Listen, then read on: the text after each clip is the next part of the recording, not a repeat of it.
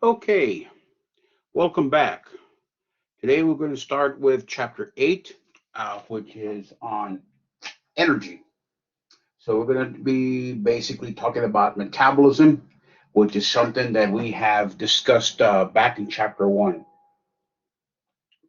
Remember that when we talked about metabolism way back in chapter 1, we discussed that it's a combination of, catabolic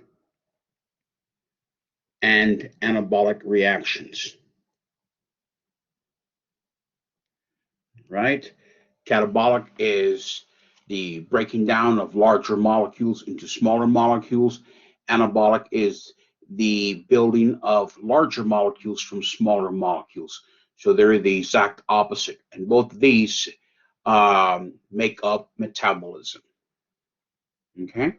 So we talked about catabolism, anabolism, and then in previous chapters, we also talked about that catabolism is also referred to as a dehydration reaction. No, not dehydration. Sorry, a hydrolysis reaction. A hydrolysis reaction, right? Because we're using water to break down molecules, hydrolysis, right? And we also refer to that as depolymerization. Okay, so we've talked about this previously. And anabolism is dehydration reactions, which we also refer to as condensation reactions. And basically, instead of using water here, we're removing water. We're removing water. Okay, here we're adding water. So catabolism is the breakdown. And typically, what we talked about that was hydrolysis, the use of water, adding water to break down molecules. We also refer to that as depolymerization. Anabolism or synthesis is we also talked about as dehydration or condensation, in which we're not using water or removing water. Sorry, adding water. We're actually removing water in order to bring molecules together. Okay, so catabolism, adding water. Anabolism is removing water. Okay, so we talked about this in chapter 1, and then we went to greater detail in I believe it was the chapter before. Okay, so we went through that. No, actually, a couple of chapters. So we went through that in detail. So don't forget what you've learned. Always remember, catabolism, we're using water. Anabolism, we're removing water to build something. Okay. Okay, so then we're going to define a metabolic pathway. So a metabolic pathway is just a series of enzymatically catalyzed reactions. Catalyzed means that they're reactions that are driven by enzymes. Okay, and that's what this is. So a pathway is a series of enzyme driven reactions, enzyme catalyzed reactions. Okay. So the two examples we're going to have individual chapters for is cellular respiration and photosynthesis. But I want to give you a real basic pathway. Okay, so let's say here A to B to C to D to E. That's a metabolic pathway. Now, a pathway is driven by enzymes. So to go from A to B, you use one enzyme. From B to C, a second enzyme, then a third enzyme, and a fourth enzyme, different enzymes. So these are enzymes that drive this reaction. So here, A, that would be our initial substrate. That's what we begin the reaction with. Okay? And then E will be your final product. Okay? So you can see that pathways involve multiple steps, some more than others. But in this case, B, C, and D are called intermediates.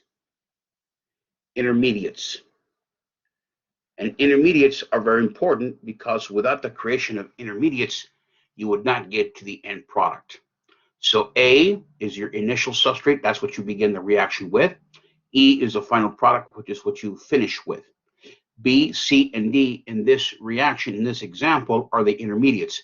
Intermediates are between the substrate and the product, but they're important because without the creation of the intermediates, you would not create a product. And therefore, also the value of enzymes is that each step of the pathway requires a different enzyme to allow the reaction to proceed. Okay, so now we're going to define the term energy. So energy is the capacity to do work. Okay, so we're going to really kind of focus, like at the cellular level. Okay, but energy is energy nonetheless. So energy is the capacity to do work. That means basically, in the most basic terms, is to move matter against opposing force. Basically means moving against what?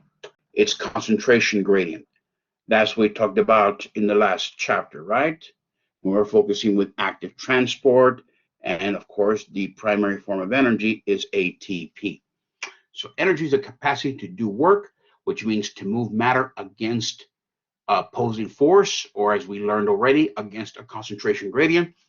And of course, using ATP as a primary energy source. And we've also talked about kinetic energy, which is the energy of motion. Again, where this was the one that we defined with passive transport, right? This is where we move molecules down their gradient, not against, like this one here, but down their concentration gradient. So kinetic energy is the energy of motion. And the other analogy I gave you is like a rock rolling down the hill. You just need a little bit of energy to get the rock rolling, and then once it rolls down the hill, ATP is no longer employed. It's kinetic energy because kinetic energy is the energy of a movement which is built upon momentum. And then the other that we talked about was potential energy. Potential energy is also known as the energy of location or structure. I also mentioned that the best way to remember that is that this is stored energy. Stored energy. So let me give you a couple of examples. So a food item represents potential or stored energy. That once you eat it and it starts to be broken down, then that potential or stored energy is going to be converted into the energy of ATP. So potential represents stored energy. Another example is like a water dam. Okay, so here is a dam, which is a large wall. Here is the water behind the dam. So the water behind the dam represents stored or potential energy. When that dam is opened, water starts to move, which means you convert what? The potential energy into the energy of motion, which is called kinetic energy. Okay, so we've talked about that before. So energy transformations basically means converting one form of energy into another, right? Converting one form of energy into another. Okay, so in this example, we have sunlight, which represents kinetic energy, right? Because light is moving, right? And that's converted into potential energy, which is basically what? We're converting solar energy into glucose or sugar. So this is better known as photosynthesis. So the kinetic energy is the movement of light rays, which would be the visible light from the sun. Visible light. So here we have the conversion of kinetic energy into potential energy. Kinetic energy represents sunlight, potential energy represents sugar, right? The energy of plants. So again, uh, that's converting kinetic into potential, but then we can also go the other way around. We can also convert potential energy into kinetic energy, right? So for example, what we do, again, glucose, remember that glucose is the sugar that we make from the food that we consume, right? Glucose is the source of energy of our cells. So when we metabolize glucose, which represents potential energy, then that's converted into kinetic energy. That means using that energy for something that we need to do. For example, breathing. So the organelle, right, that we use is the mitochondria, and that, of course, is called cellular respiration. Cellular respiration. And this is done in the mitochondria. And of course, the one before it, that's done in the chloroplasts. So remember, make a little note, okay, on this here. I want to make sure that we understand this. Plants can do both photosynthesis and cellular respiration. They can make food and then break that food down for energy. That means they can make glucose and then break it down. So they can do both because they have chloroplast and mitochondria. Animals slash humans, we only do cellular respiration. We only have mitochondria. So that means that the mitochondria is going to convert the energy, let's say, of food, right, that we consume, like i.e., the food that we consume, we convert into glucose, is going to convert that energy into ATP. And that's what the mitochondria does. It converts the energy in food into the chemical energy of ATP. And when we say the food energy, eventually that energy is converted into what? Glucose. And then that's the glucose that our cells metabolize to make ATP. Okay? So there's many energy transformations that occur. Now, write these. We're going to give you a couple more examples. Now, in mid-Texas, you see many wind turbines. Wind turbines. And these turn in response to wind. So these wind turbines convert the energy in wind into electrical energy. Nuclear power plants convert nuclear energy into electrical energy. So energy transformations are always occurring in one format or another, okay? In one way or another.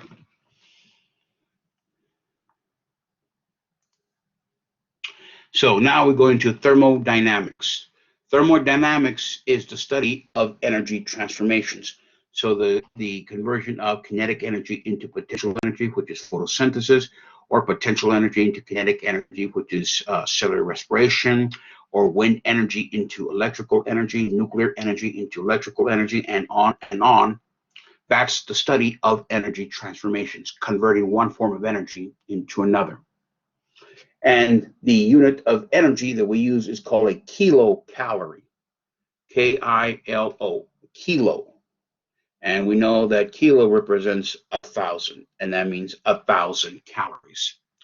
So the term calorie then is simply defined as how much heat is required in order to raise the temperature of 1 gram of water by 1 degree Celsius.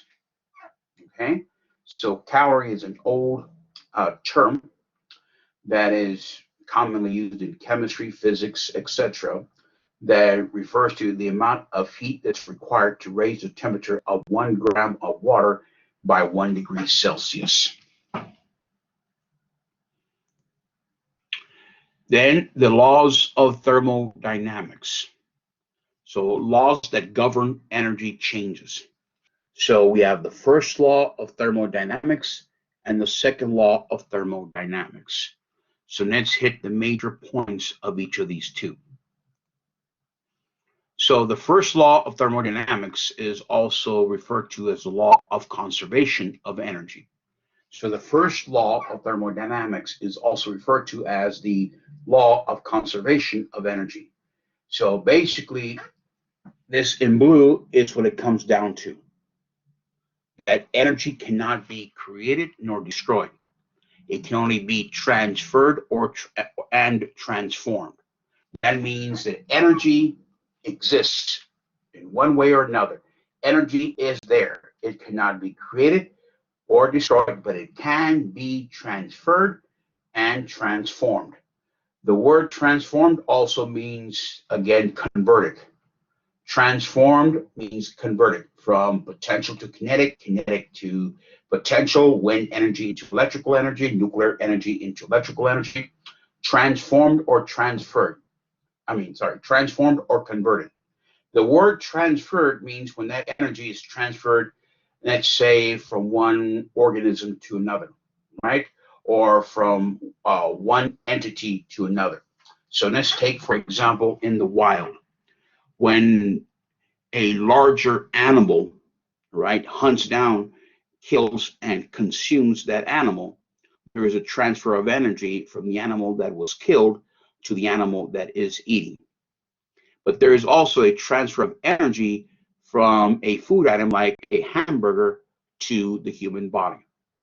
Okay? So energy cannot be created or destroyed, but it can be transferred from one entity to another, one species to another, and or it can also be transformed, which means converted from one form of energy into another. So basically it comes to this. The quantity is constant, meaning what? It cannot be created nor destroyed. It's the quality that's different. How much do you transfer? How much do you transform? So the quantity is constant. That refers to what? Energy is, period. Quality is what's different because that can be from a different amount that is transferred or transformed. So under this here, I'll mention a couple things on a system.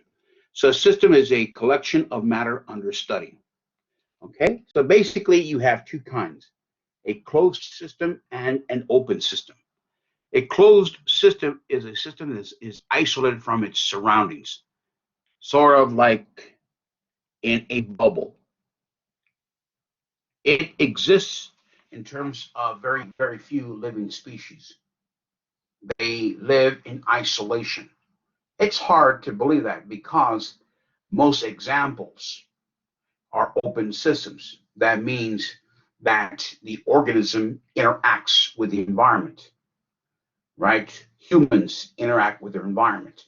Animals interact with their environment. Plants interact with their environment. Bacteria interact with their environment. So a vast majority of systems is or are open in which the organism interacts with its environment. And because we interact with the environment, therefore energy can be transferred between the system and its surroundings. The system being, let's say, the organism, and the surroundings would be its environment. Okay? So the system is a collection of matter, like we are, right? We're matter. An animal is matter. Plants are matter. Bacteria are matter. So now we're talking about whether all those that I mentioned is a closed or an open. In a closed system, that means that the system, i.e. the organism, is isolated from its surroundings. It does not interact with the environment, or open, in which the organism does interact with the environment. And that's, of course, way more common because in an open system, we have to interact with the environment. And that means what? Energy can be transferred between the system, which is, let's say, the organism, and the surroundings where it lives. Okay, so with the first law still. So if energy is constant, as we noted, it's the quality that changes, right? Remember, the quantity is the same, it's the quality that varies. So if energy is constant, why can't organisms recycle their energy and use it over and over and over? Well, here is your explanation. Every energy transformation or transfer, every time we transform one form of energy to another or transfer it from one species to another, every time we do that, some of that energy becomes unusable, which means unavailable to do work. Therefore, we cannot recycle it. Let me give you an example. Okay? Okay. So, when our cells perform metabolism, okay? Let's say, for example, we know what metabolism, catabolic and anabolic. So we'll just say metabolism.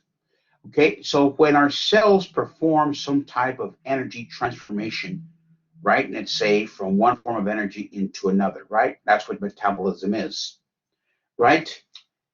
Uh, there's a certain amount of energy that's going to be produced in the form of heat.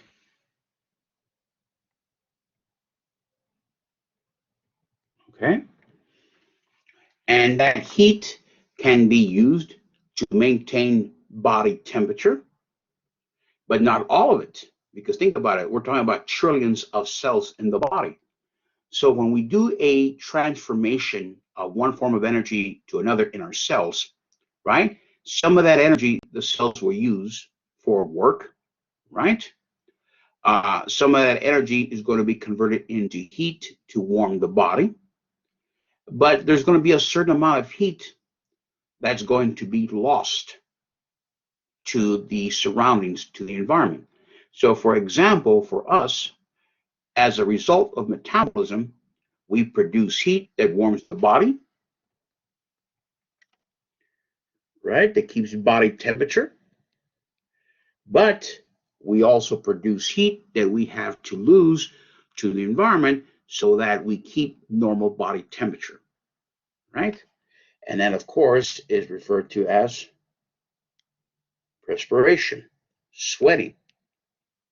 So when your body sweats, right, that water, right, that's a form of the body losing excess body heat.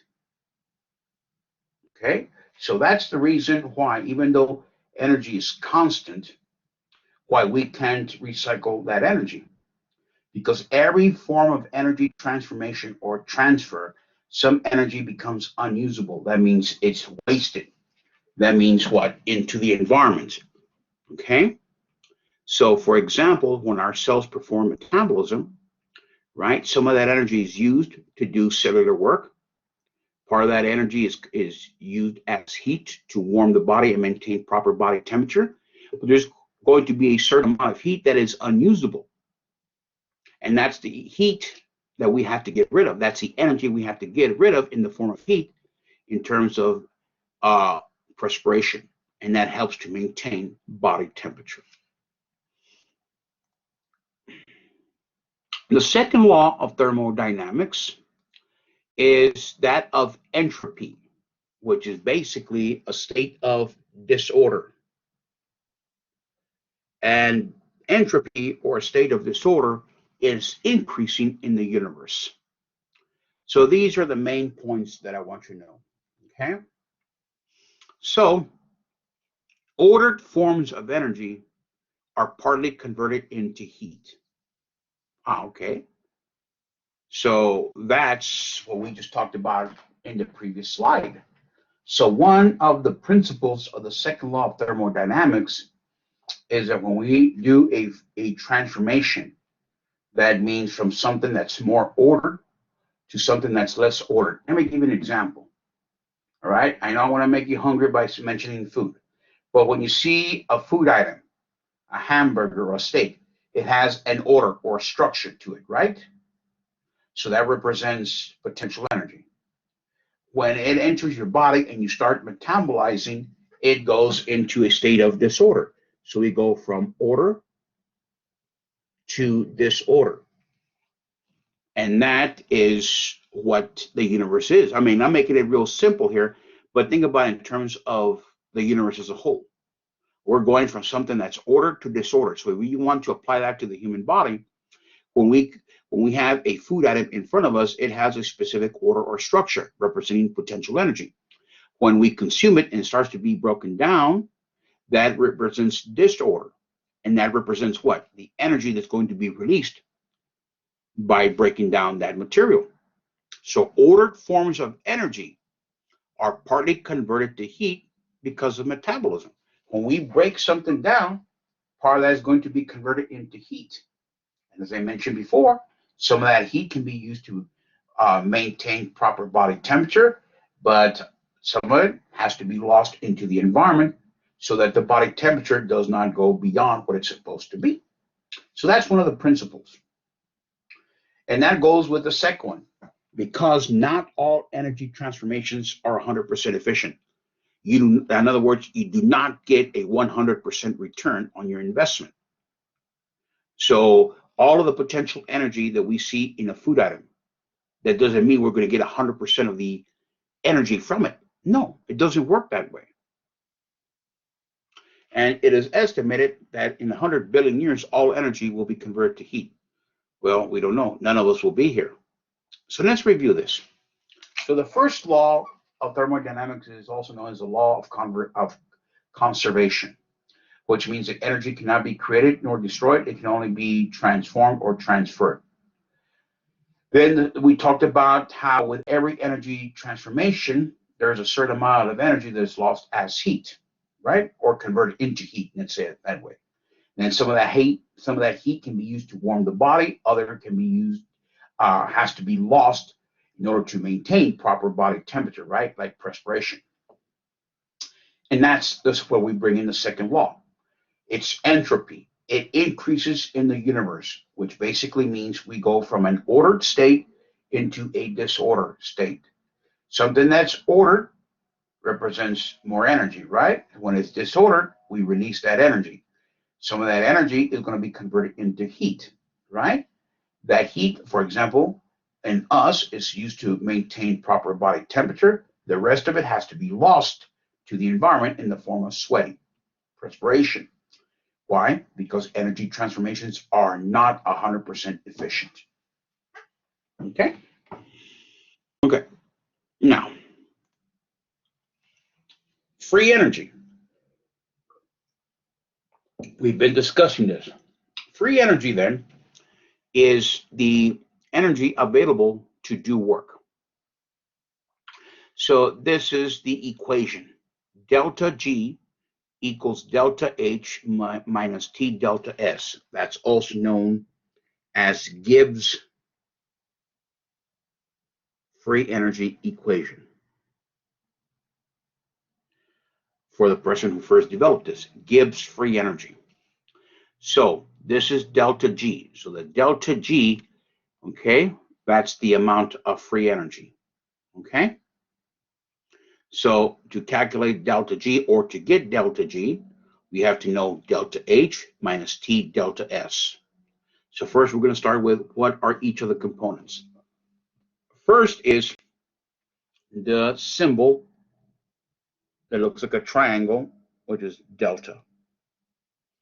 And that symbol represents a change in.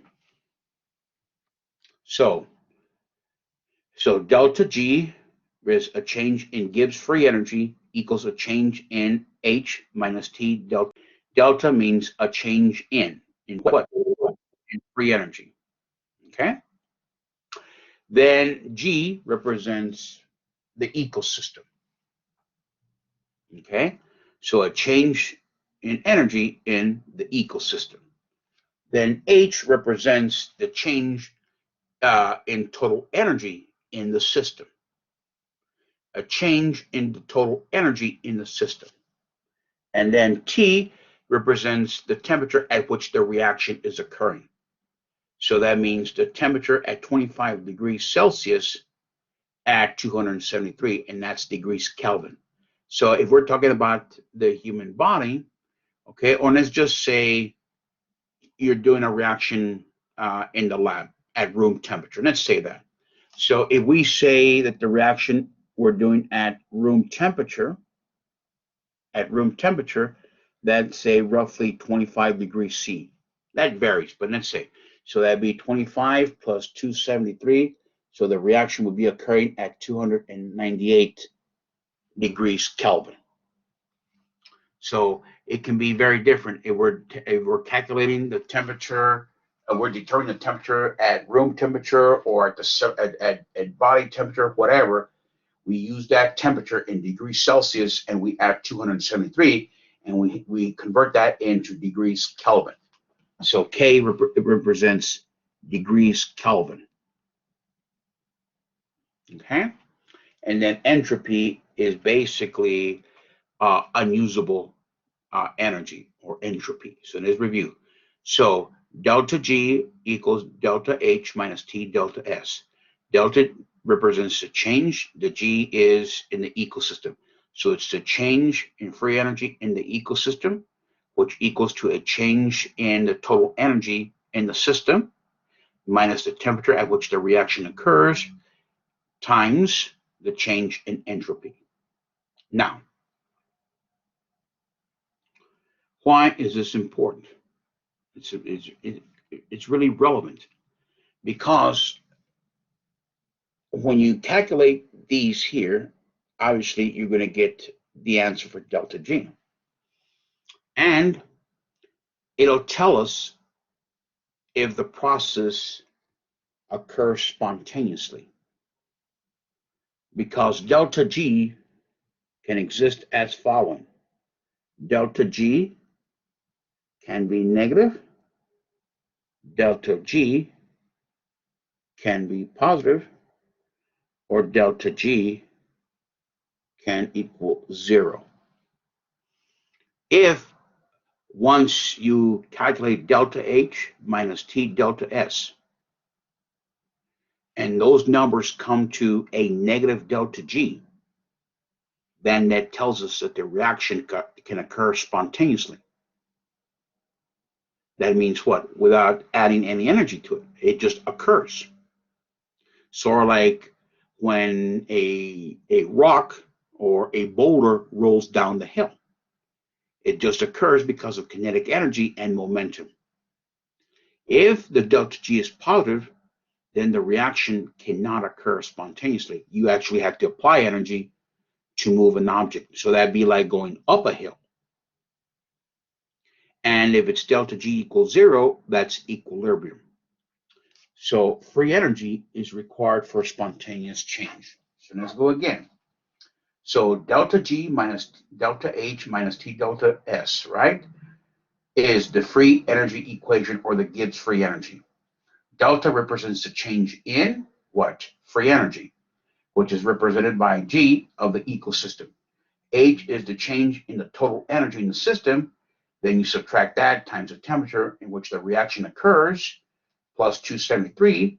That gives you degrees Kelvin, times entropy, or basically is disorder.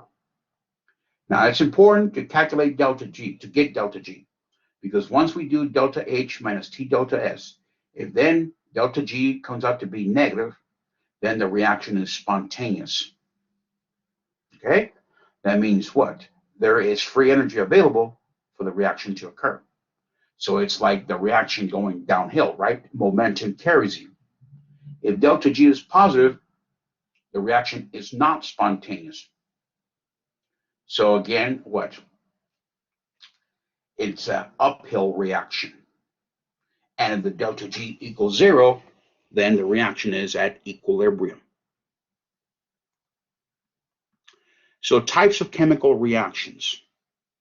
So we have endergonic and exergonic. So the prefix ender means that you have to put energy into the reaction. That means that the reaction will consume energy in order for the reaction to occur. The prefix X in exergonic means that the reaction is going to release energy, not consume it, it's going to release energy. So you have endergonic, in which you have to put energy into the system in order for the reaction to go. So that would be like an uphill reaction. So that this would be non-spontaneous. An exergonic reaction will be like a downhill reaction. That's a reaction that releases energy. Okay, so that would be spontaneous.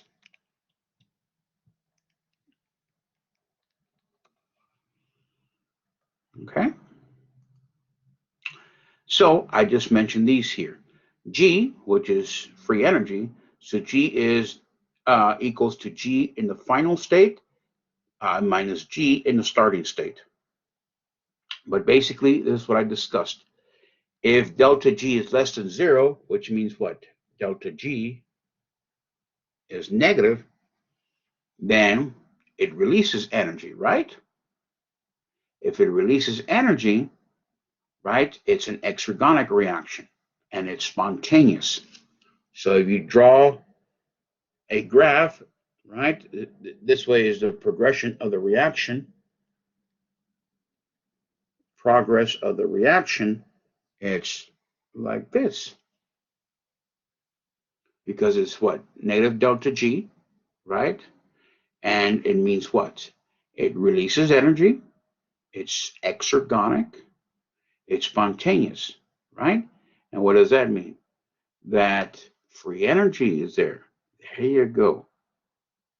Free energy determines if the reaction is what? Exergonic or spontaneous. However, in this one here, if delta G or G is greater than 0, right, we'll just put it like this, delta G equals positive.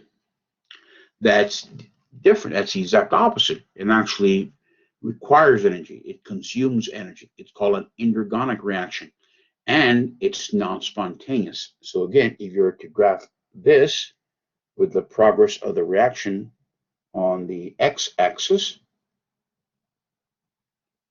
then the reaction would be like this. So that would be what? That would be an uphill reaction. So this one is what? Downhill. This is uphill. And at delta G, the reaction is at equilibrium. So basically, we can draw something like the progress of the reaction this way. We'll just say equilibrium like that. So delta G less than 0 or negative, it's a spontaneous reaction. It releases energy readily and it's exergonic and it's a downhill reaction like a rock rolling down a hill. If the delta G is positive, then it consumes energy, it's endergonic, and it's non-spontaneous. That's like moving the boulder up the hill. And if the delta G is 0, then there is the reaction is at equilibrium. Okay, so now let's give some real examples. Exergonic, let's review that. Delta G is negative, right? Delta G is negative. Again, it releases energy. It is a spontaneous reaction, and the reaction is moving in a downhill pathway. Well, here we go. If we were to just connect a line here, you can see that it's a downhill reaction between the reactants and the products. So it's a reaction, and as such, reactions always have reactants and products. So this in here, in the orange box, that's all the free energy that's in the reactants. Here, that's all the free energy involved or contained in the products. Okay, so when we break down the reactants, we're going to release, right, a lot of energy. It's going to be a spontaneous reaction. It's a downhill reaction. Why? Because when you do the calculations, delta G is negative. And that is an example of cellular respiration, which we already know is in the mitochondria. And once again, the mitochondria converts the energy in food into the chemical energy of ATP. Okay?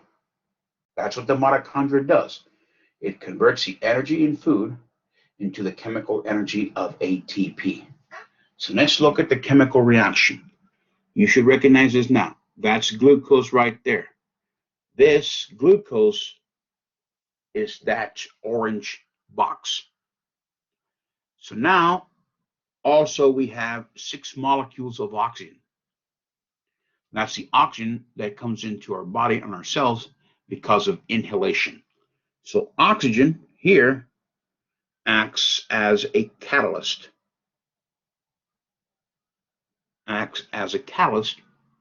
in cellular respiration.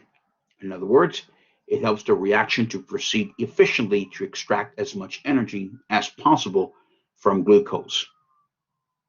Okay? Then the products. We produce 6 molecules of carbon dioxide, and that's in our cells. That's where the carbon dioxide comes from when we exhale.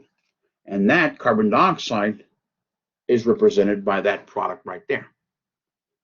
But we also produce water as a result of metabolism, plus ATP, energy that's going to be converted into ATP, which is this here. Okay, so the amount of free energy, okay, that's released from the metabolism of the reactants. Remember, this is based on laboratory simulations to estimate how much the cells would produce. The delta G is a whopping minus 686 kilocalories. That's definitely less than zero. So that delta G represents the amount of energy that is released when we break down the reactants. And that's what it says right here, the amount of energy released. So when we go from this top to this right here, this point right here, that's the amount of free energy released from the metabolism of glucose. And that roughly represents minus 686 kilocalories per mole in a controlled laboratory simulation. So that's to give an estimate of how much the cells would produce. But cells are much more efficient than we are in the lab. So some scientists believe that in the lab, this number can exceed 686 kilocalories. So that's definitely exergonic because, see, it's releasing energy. And then the cells can convert that energy into ATP. Now, so that's a downhill reaction. An endergonic reaction is uphill. So we connect the two. You see that? It's an uphill reaction. So this is a delta G of greater than zero. So a real example would be photosynthesis. Now look at the difference here. So the delta G is positive. So that means what? That it is non-spontaneous, endergonic. It consumes energy, right? It's an uphill reaction. So as opposed to the one we just saw, where it released 686 kilocalories per mole of energy, right? Negative. Look at this, the exact opposite. It's consuming in the laboratory control setting plus 686, the exact opposite of an exergonic reaction. So this is not spontaneous at all. It's endergonic. It consumes a lot of energy. And of course, here, the energy we're talking about is, of course, sunlight. And look at the equation. It's the reverse of the one for cellular respiration. Because photosynthesis does what? It uses solar energy to convert carbon dioxide into sugar. It's the exact opposite of exergonic, in which sugar, right, is metabolized, releases energy, and makes carbon dioxide. Photosynthesis is the exact opposite. It takes photosynthesis, it consumes a lot of energy, solar energy, and converts that into sugar. It's the exact opposite. So if you learn the equation for one, it's going to be the reverse for the other one. So 6 molecules of carbon dioxide, 12 molecules of water. The plant will produce a molecule of sugar, 6 oxygens, and 6 water molecules. And now look at the amount of free energy here, or the amount of energy required, not free energy. You see the amount of energy required. That's what? in order to do the reaction. So the other one with the amount of free energy that was released, right, is the amount of energy that's required in order to produce the product. So in this case, glucose is the product. The reactant is carbon dioxide, the exact opposite of an exergonic reaction. That's why plants, green vegetation is so essential to Earth, because they are the world's natural filters of carbon dioxide. They remove metric tons of carbon dioxide from the air.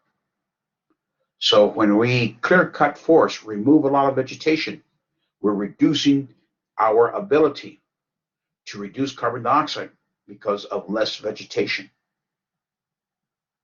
Plants use carbon dioxide in conjunction with water and solar energy to make sugar for itself. Food. You think about it, that's the only species that can do that, and maybe a couple of bacteria.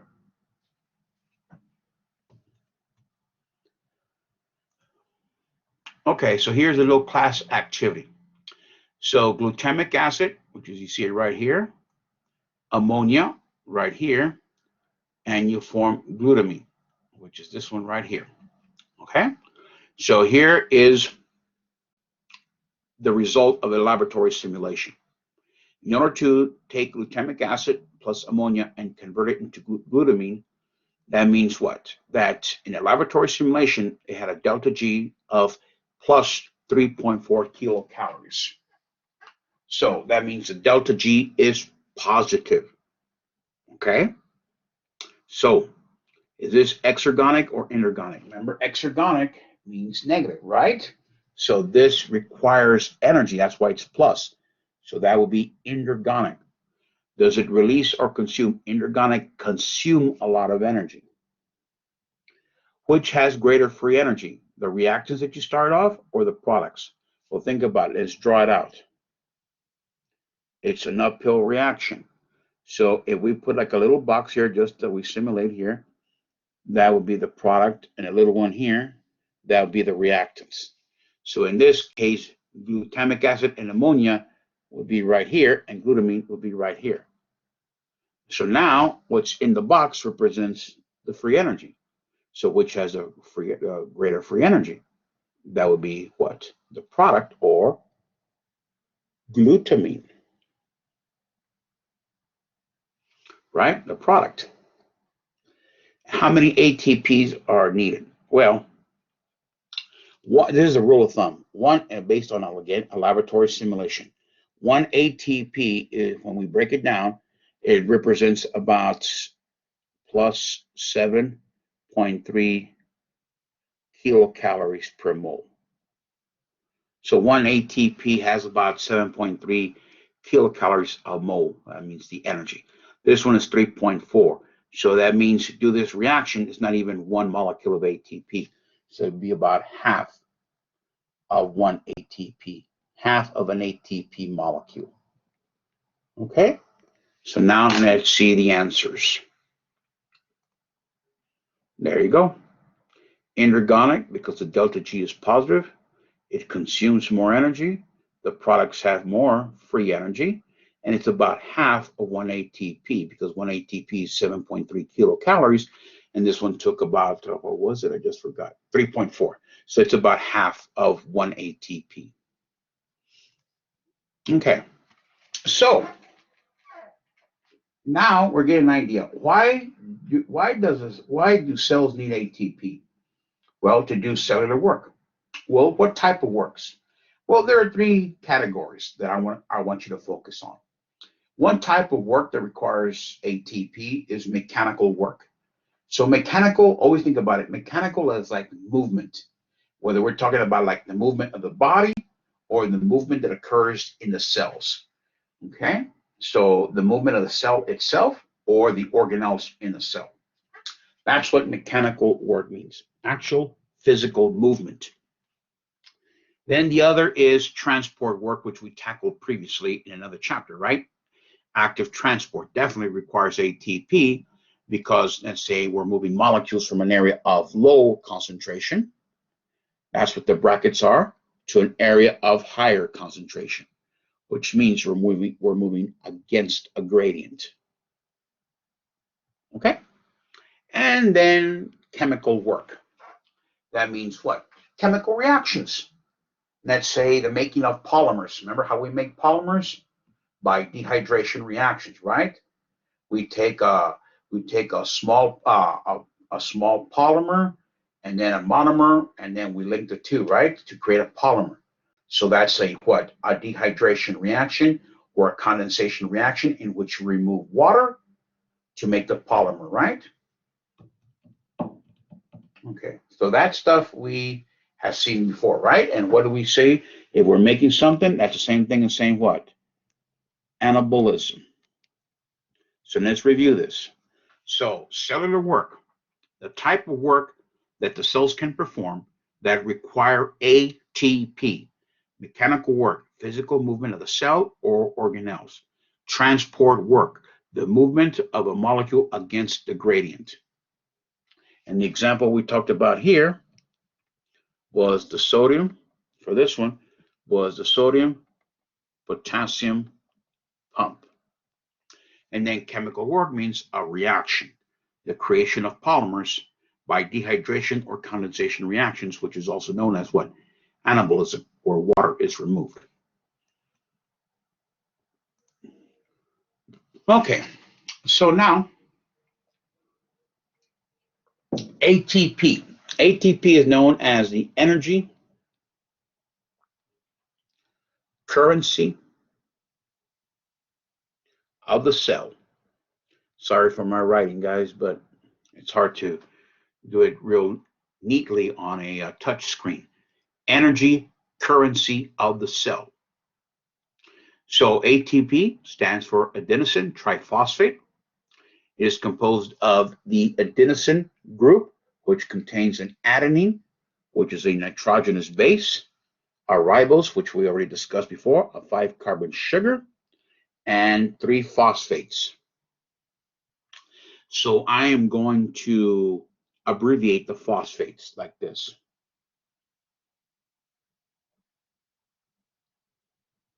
Just to make it real simple. The energy is contained in the phosphate bonds because we know ATP is the energy currency of the cell. ATP is made of an adenosine group, which contains an adenine, which is a nitrogenous base. We already know that one. Ribose, a 5-carbon sugar. But where is the energy stored? So it's stored in these 3 phosphates, which I have abbreviated in this manner. Know this way. Now, you notice that between the phosphates, I have put a squiggly line. That means that those are the bonds where the energy is contained. Bonds containing energy. And the reason I did them as squiggly is because when you store energy, that energy is very unstable. And that's what makes those bonds kind of vibrate, if you will. So the energy in ATP is stored in the phosphate bonds, in the bonds between the phosphates. That's it. Once again, the energy in ATP is stored in the bonds between the phosphates. Okay? So when ATP is broken down to release the energy, that means what? You break down the phosphate bonds, and that releases the energy. Okay? So again, this is based on lab conditions, standard conditions, ATP hydrolysis. So that means we're going to do what? In the lab, they broke down ATP using water to measure the amount of energy that it gives off. Right? And that is where we came up with the 7.3 kilocalories per mole. That was done a long time ago, measuring the amount of energy or heat given off when we break down one molecule of ATP using water in standard lab conditions. But because cells, real life cells in the body, are more efficient than our lab simulations, it is estimated that this can be even greater. But this is based on the lab simulation. So the delta G is definitely a minus 7.3 kilocalories per mole. So when you break down ATP, it's definitely exergonic because you're releasing energy, right? So it's a downhill reaction. So this is what? Spontaneous. So when you break down ATP using water, you produce ADP, which is a low energy molecule. Low energy, it's not ATP. So you produce ADP, which is a low energy molecule. And then inorganic phosphate, that's what the PI is. And then you release the energy. Remember we said that the energy in ATP is stored in the phosphate bonds. So look at what happens here. They broke off the last phosphate. That's where you ended up with what? ADP. So when you hydrolyze ATP, you break off the terminal phosphate. You cleave off the terminal phosphate, which means the last one in the chain. So you take one off, so now instead of being 3, now it has 2, hence the name adenosine diphosphate. So when you break down that third phosphate, you release that energy.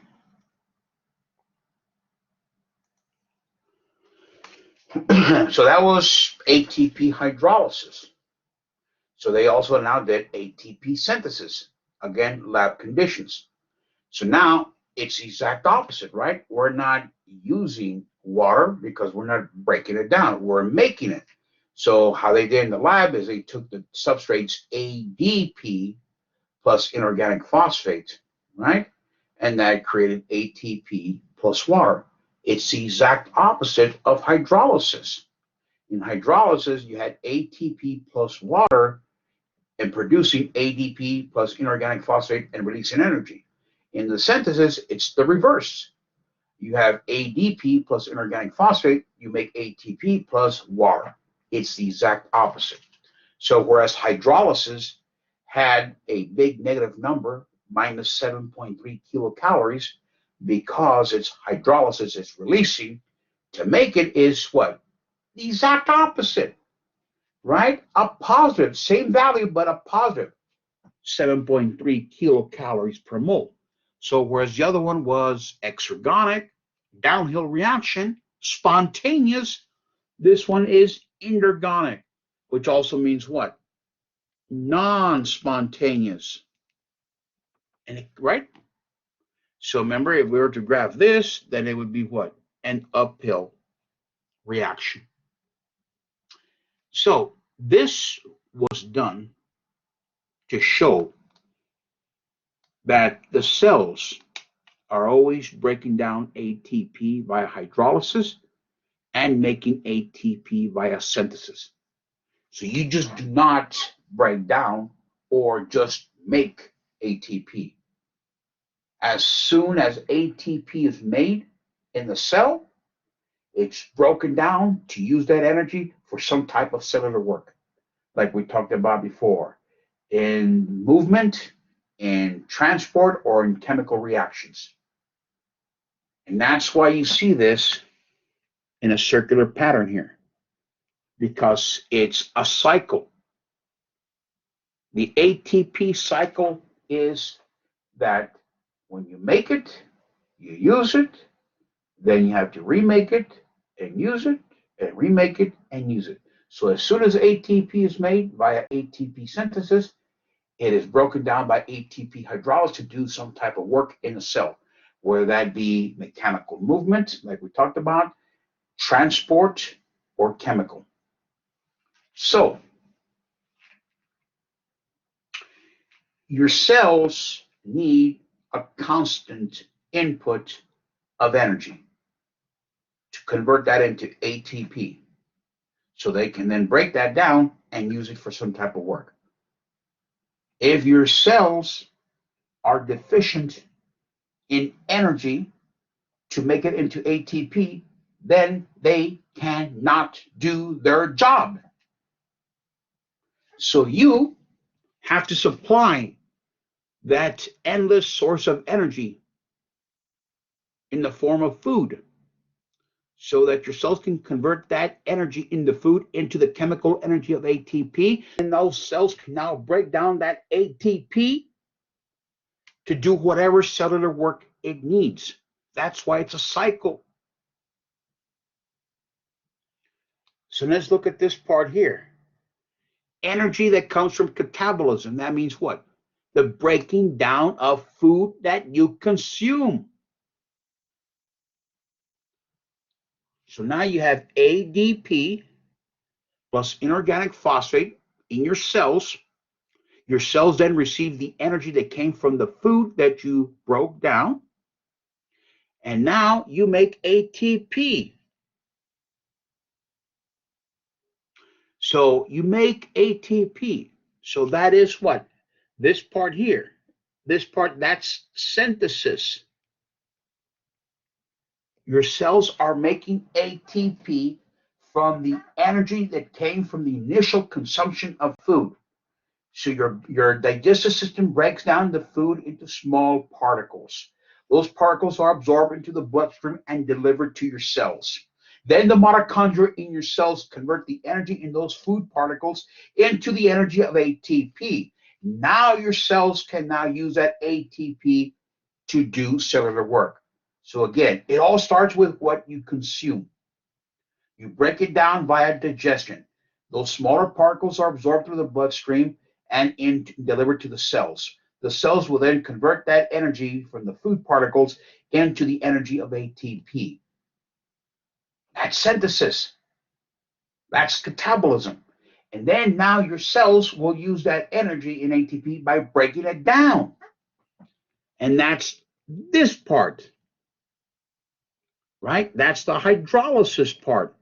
Now your cells can use water to break down the ATP, release that energy, and use that energy to perform whatever cellular work it needs, i.e., mechanical work, transport work, chemical work.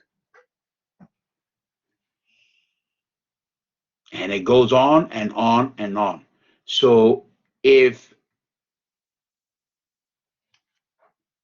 you deprive your body of nutrients, then you're depriving your cells of that energy to make ATP and then to use that ATP for cellular work. So at the end are the cells that suffer.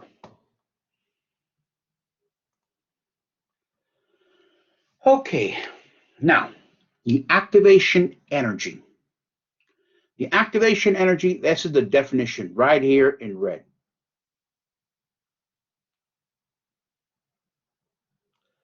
This is how much energy is required to break the existing bonds in the reactants before forming new bonds, which will make your product. So that means what? Breaking down, how much energy do you require, or do these molecules require, to break down the existing bonds, which are in the reactants, before you start to create new bonds, which are those other products. So the reactants, that's what we start with. The product is what we end up with. The reactants are held together by bonds. The products are held together by bonds. But in order to convert the reactants into products, we have to break down the existing bonds of the reactants in order to create new bonds to make a product. And that's what the energy of activation is. The energy that's required to break down existing bonds, which are those in the reactants, before we can start forming new bonds, which are those in the products. So the difference between the free energy of the products and the free energy of the reactants, that's your delta G. We talked about that. But memorize that statement. That's a really good statement here. So in order to really know what delta G is, It's the difference between the free energy of the products, which is what you end up with, and the free energy of the reactants, which is what you start off with. Okay? And that's what we see right here, the delta G right there, that gray box that goes across. So the difference between the free energy in the products and the free energy of the reactants, that is your delta G. Okay? So let's look at this here. Reactants absorb energy to reach the state allowing bond breakage. That's A. Okay? So this part right here, that goes uphill. So that means that the reactants are absorbing energy,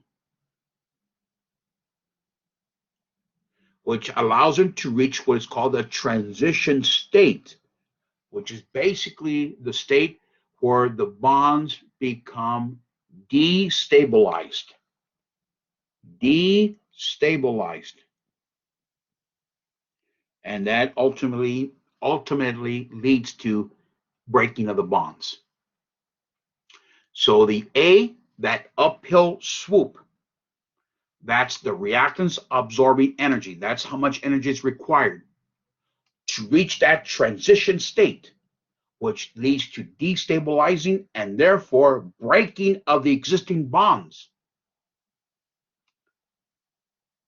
And then we go downhill. And then the new bonds form, releasing energy. So B represents new bonds formed, and in the process, releasing energy. So you can see here that the reactants, A was bonded to B, C was bonded to D. Now we have A bonded to C, B bonded to D. So let's review. That uphill climb represented by A, that's the reactants absorbing energy. That's the activation energy to reach the transition state, the top of the hill that leads to the destabilization and the breaking of the bonds. You got to do that before you form new bonds. Then B is the new bonds forming, thus releasing energy, and that's the delta G.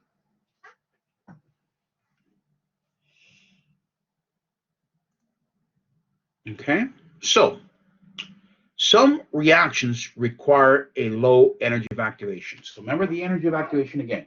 The energy required to break down existing bonds in order to do what? To form new chemical bonds, right?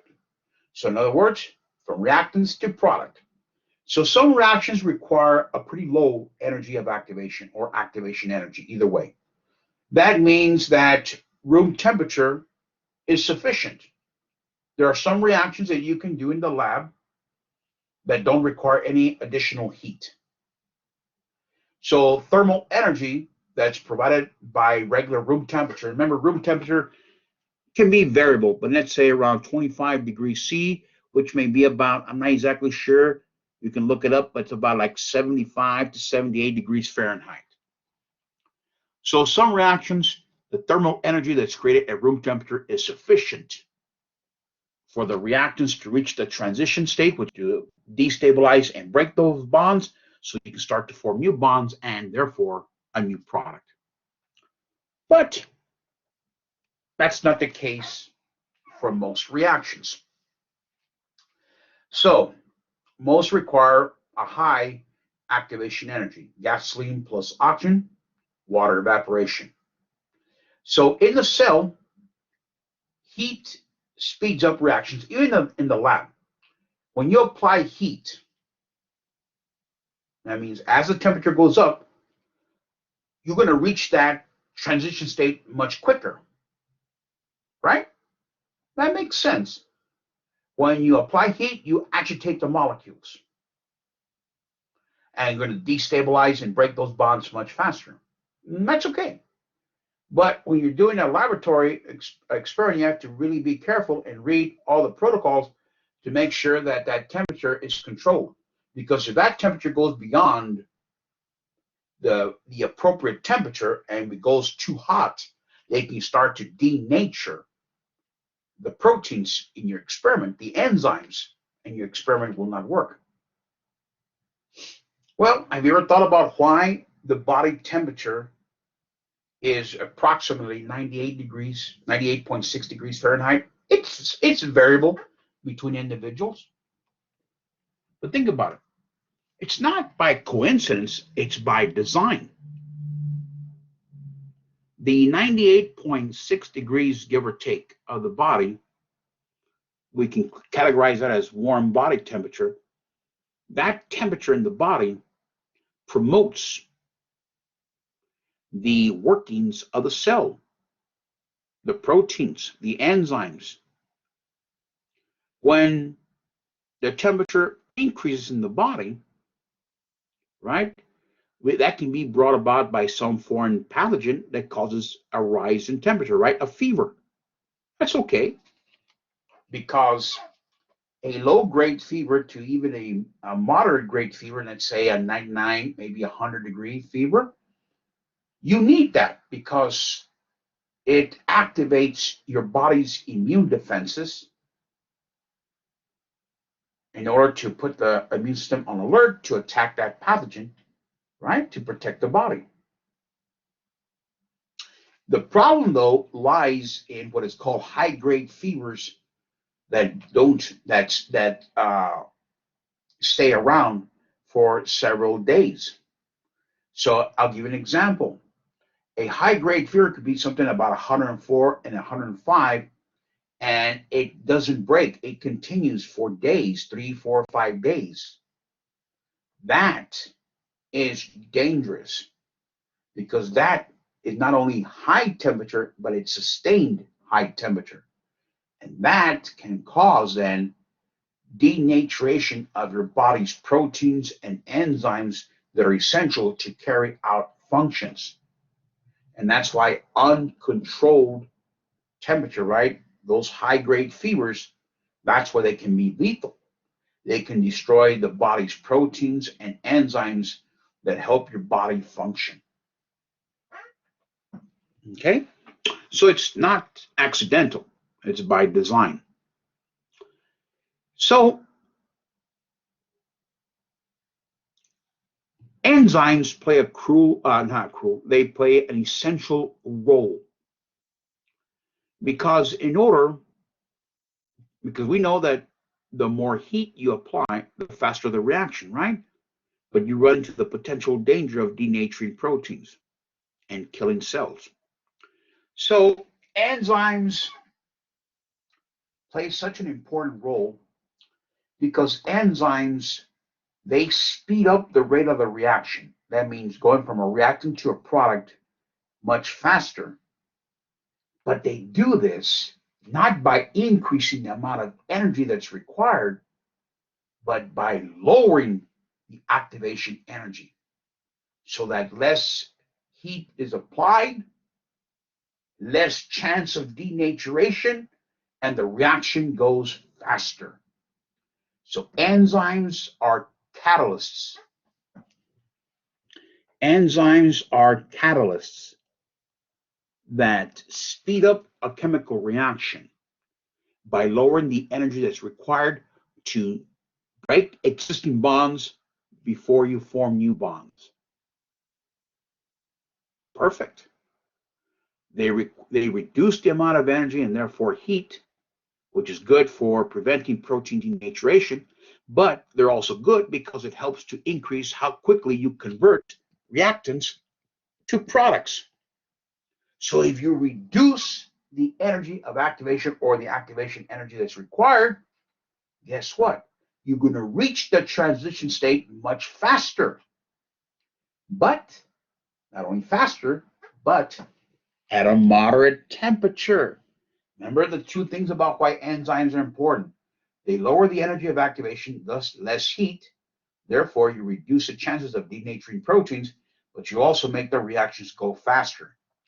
So enzymes make the reaction go faster by lowering the energy of activation, which means what? You reach the transition state faster, but you do it at a moderate temperature. Therefore, significantly reducing the chances of protein denaturation. So, an enzyme is a catalyst, immensely important, immensely important.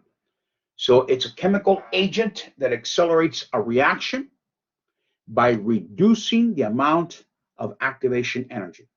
Keep in mind again, by lowering the energy of activation, they make the reaction go faster. How? By allowing the transition state to be reached faster at a moderate temperature. That's how they work. They don't change the amount of free energy. They don't. Because you see this area here in gray? That's the amount of free energy, and it's unaffected by the enzyme. The only thing the enzyme does, it lowers the energy of activation, which means what? The reaction goes faster because you reach the transition state faster, but at a moderate temperature. I know I said that a lot, and I'm sorry, but that's a key point there. And that's all they do. They don't affect anything else about the reaction. They don't affect the amount of free energy, which is the delta G. So you can see here, the black tracing is the reaction without an enzyme, and the red tracing is the reaction with the enzyme. And you can see the peak here. It takes longer to reach the transition state without an enzyme than it does with an enzyme. So again, the enzyme allows you to reach the transition state faster by lowering the activation energy at a moderate temperature.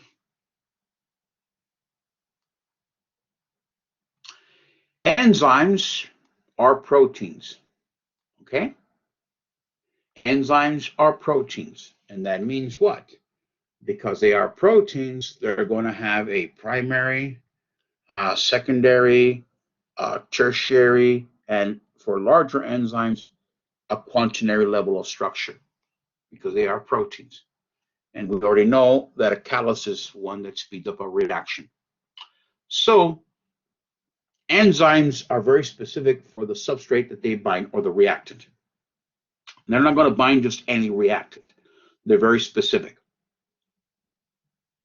And typically, the suffix, which is the ending of the word, ends in ase, thus telling you that it's an enzyme. Catechol oxidase, sucrase, ATP synthase, and carbonic anhydrase. So they're catalysts. They're highly specific for the reactant they will bind to, and they typically have an ending of ase.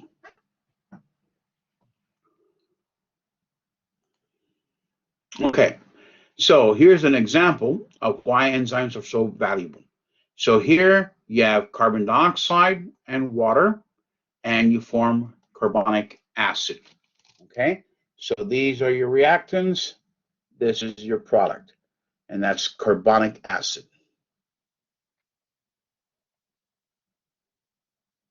Okay, so without the enzyme, the reaction occurs.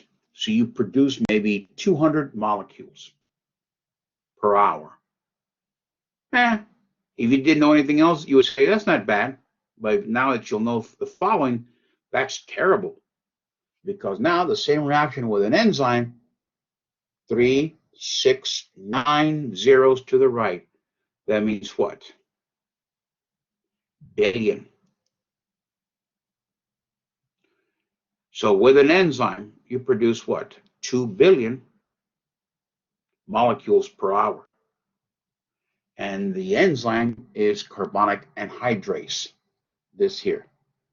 That's the enzyme that converts carbon dioxide and water into carbonic acid. So look at the difference. That's dramatic. Without an enzyme, maybe 200. With an enzyme, 2 billion. This is, again, laboratory simulations. Now, again, suggesting that real cells in the body are much more efficient. So this could be more.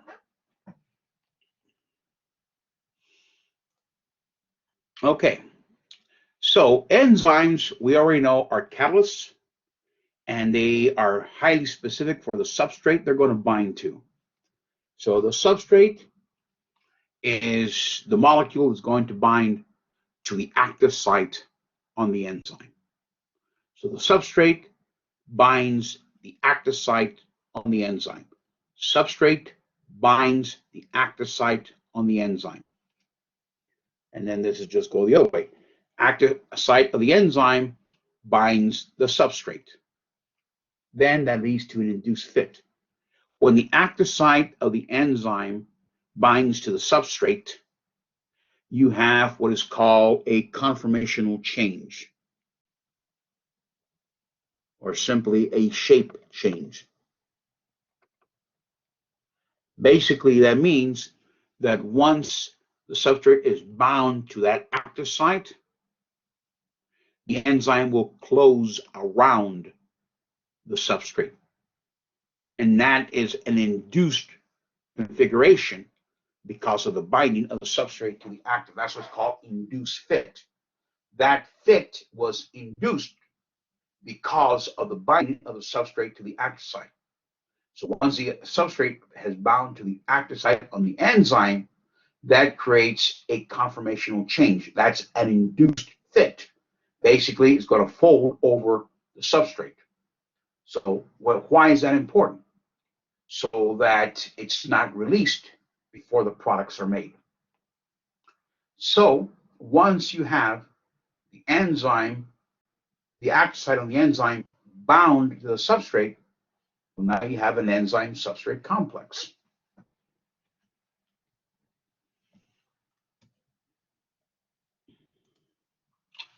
So a single enzyme molecule can catalyze thousands or more reactions a second. Wow. One enzyme can catalyze thousands or more reactions a second. Enzymes are unaffected by the reaction and are reusable. In other words, they're recycled.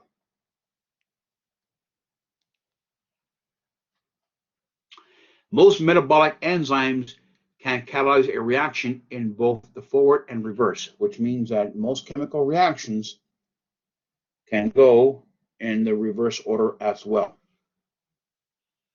You can convert A to B or B to A. So let's review.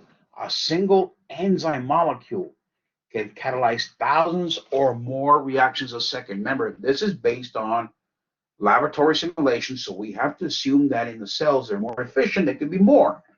Enzymes are unaffected by the reaction and are reusable. That means they're recycled.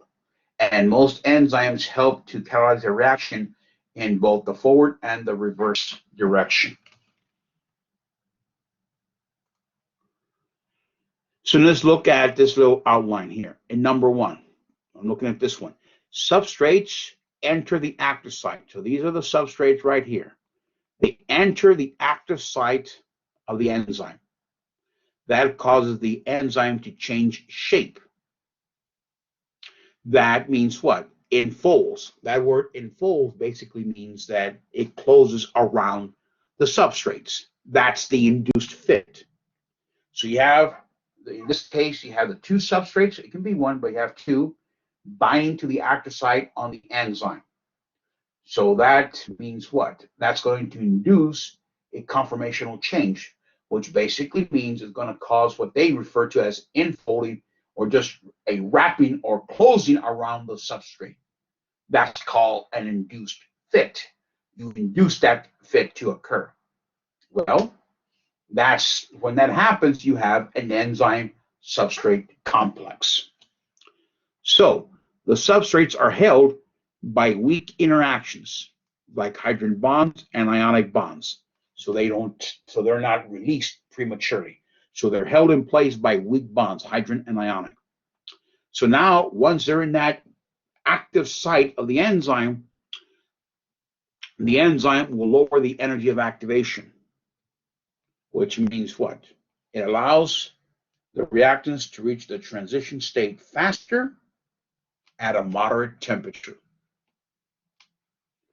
Substrates are converted into product. The products are released, and the active site is now available to bind more substrates. It's recycled.